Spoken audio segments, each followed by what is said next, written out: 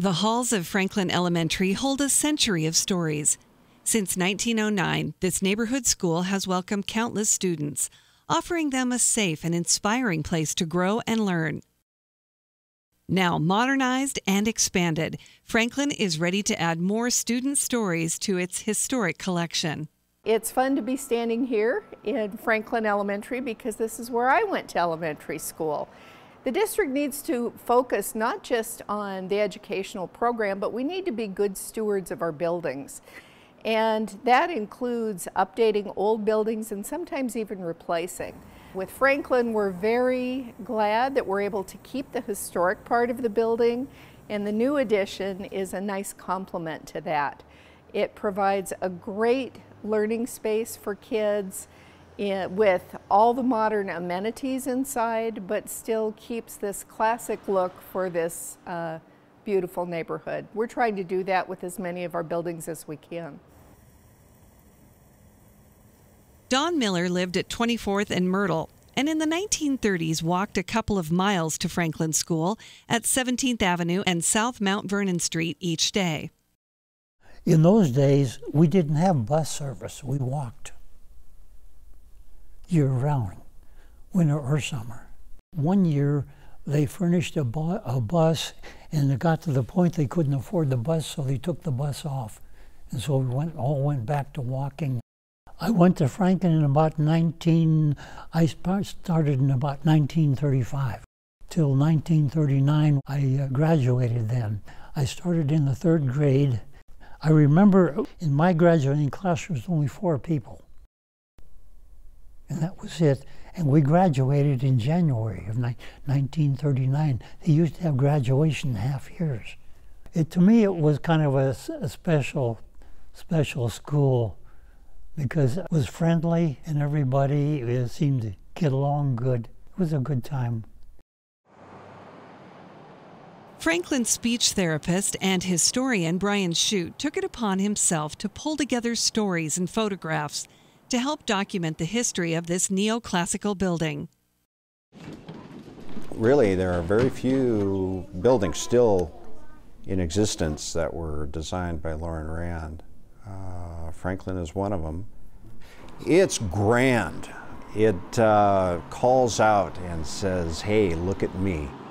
There was an earlier Franklin school that was built in 1889, and that was on Front Street, which was then Trent Street, where the WSU campus currently is.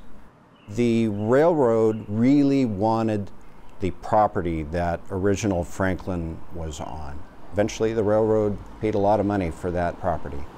The second Franklin School was built on 17th Avenue. At that time, 17th was a dirt road. That was the edge of town. Once you're inside, there is a grand staircase that has little hearts that are scrolled into the woodwork. As you go up the staircase towards the 2nd floor, you look at the hardwood floors, and you can see a little indentation where thousands and thousands of feet have turned the corner to go up to the 2nd flight of stairs. The school housed 1st grade to 8th grade students. Modernizing a landmark like Franklin Elementary required a team of people, including the architects from the firm ALSC and the construction team from Garco Construction. On the morning of June 13, 2017, a groundbreaking ceremony kicked off a project that would take more than a year and a half to complete. It really has been a goal since 1999 when LC was renovated to bring back and celebrate the expressions that our public schools have had. In 2003, when we started our bond program, it was a replacement bond to replace all of our schools within 25 years. When we do run into existing historic buildings in which we can salvage and make like new, that's been one of our overarching goals. With Franklin being on such a small site, students and staff moved to the old Jefferson Elementary building on 37th near Hartfield during construction. We called it Camp Franklin. We moved the entire student body and all of its teachers and staff to that location. We relocated them for a year and a half, and come January, they're moving back into their brand new building, and it's quite an exciting moment. We're really excited for the Franklin project because it gives us an opportunity to celebrate one of our most historic buildings and bring it back to the luster and the promise that it was in the Franklin neighborhood. To do that, we go back and we work on the exterior of the building, and then we also marry the new addition to it, which our goal is always to complement the historic building but not mimic it. With the 1909 building, we had to maintain its structural integrity, so some of the shapes and the oddities and the quirks of the building are still there. There's a stairwell inside that runs from the basement to the second floor that we refurbished and recommitted. We replaced all of the flooring, we replaced all of the windows with ultra-modern, highly energy efficient windows. They're all operable. They're all measured and built specifically to each opening. We also added some openings that when the building was designed in 1909, there was going to be addition put onto it. The addition never happened, but the openings for the windows were bricked in. We opened those up because we wanted to bring more light in. Another interesting portion is when we took the fire escape off the north side of the building, you see a whole different feature of that building when it was originally built, when there was no fire escape. It really shows it off. And we separate it with a real modern glass library structure that's really excitingly lit. Doug Clark wrote a column for the Spokesman Review for many years and well remembers his stint at Franklin School. I started in kindergarten there, the little wood building, probably 1956. I left 1963, graduated from 7th grade, and went to Ferris. I spent a lot of time in the office for various concerns. As screwy as I was, I still came out with a real affection for the school, and that's, you know, it's a lot of good memories down there.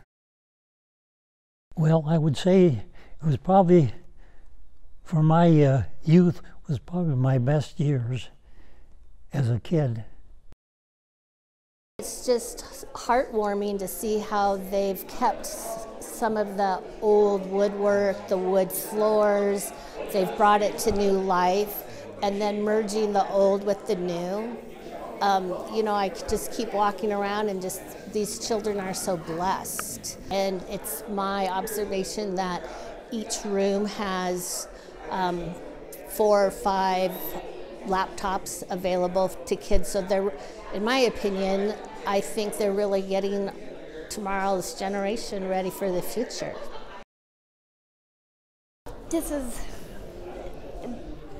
better. We're really impressed with the new building. The resources here seem really great, and everybody seems very enthusiastic about it. We're seeing everything for the first time, and what we're seeing so far, yeah, thumbs up. I'm glad that when they rebuilt it, they kept the wall by the main set of stairs. They kept the wall that was like the old bricks from the historic building. It shows how much passion that the school and how long the school has been here after generations and generations of just kids going here since a long time ago. I went here as a child 35, 40 years ago. I was happy to see the same stairwell because that just brings back memories of up and down the stairs. I love that the trees stayed out in front. But it's great. I just love that so many people dedicated, you know, money and time to education. I'm an educator, and it's important. I mean, if we don't keep these guys' brains growing, we're going the wrong direction. From chalkboards to whiteboards to smartboards, Franklin has grown and changed along with its students. Thanks to the support of Spokane voters, Franklin can now continue its legacy of educating Spokane students for generations to come.